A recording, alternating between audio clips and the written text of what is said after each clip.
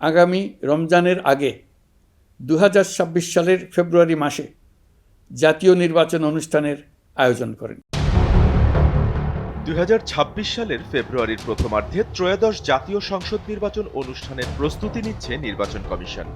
এক্ষেত্রে ডিসেম্বরের প্রথমার্ধে তফসিল ঘোষণা করবে সাংবিধানিক এই সংস্থাটি।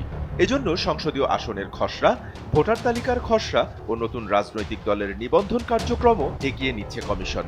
এ উপলক্ষে আগামী সপ্তাহে রোডম্যাপ প্রকাশ করবে ইসি। নির্বাচনী কাজের সময় ভিত্তিক বাস্তবায়ন সূচি থাকবে এই রোডম্যাপে। গতকাল নির্বাচন ভবনে সাংবাদিকদের এসব তথ্য জানিয়েছেন ইসি সচিব আক্তার আহমেদ। তিনি বলেন, নির্বাচনী কাজের সময় ভিত্তিক বাস্তবায়ন সূচি থাকবে এই রোডম্যাপে। আশা করছি আগামী সপ্তাহে নির্বাচনী রোডম্যাপ দিতে পারবো।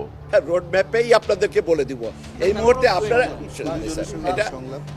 এটা জিনিস শুধু জানের সঙ্গে সংলাপ, আপনাদের সাথে সংলাপ ইত্যাদি যেটা আইনবিধি সংশোধনের সম্পর্কে যাবতীয় তথ্যগুলো আপনাদের ওখানে দেওয়া হবে। 2026 সালের ফেব্রুয়ারির প্রথমার্ধে রোজার আগে ত্রয়োদশ জাতীয় সংসদ নির্বাচন অনুষ্ঠানের ঘোষণা এসেছে প্রধান উপদেষ্টা মোহাম্মদ ইউনূসের কাছ থেকে।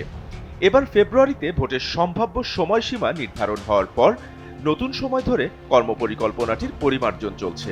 কর্মপরিকল্পনা চূড়ান্ত করতে 18 আগস্টে এ নিয়ে বৈঠক করার কথা রয়েছে। ইসির অনুমোদনের পর তা পুস্তিকা আকারে প্রকাশ হতে পারে।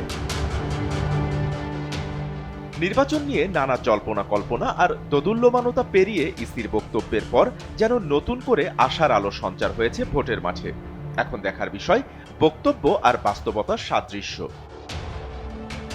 বাপ্পি খান, এসএ টিভি ডিজিটাল।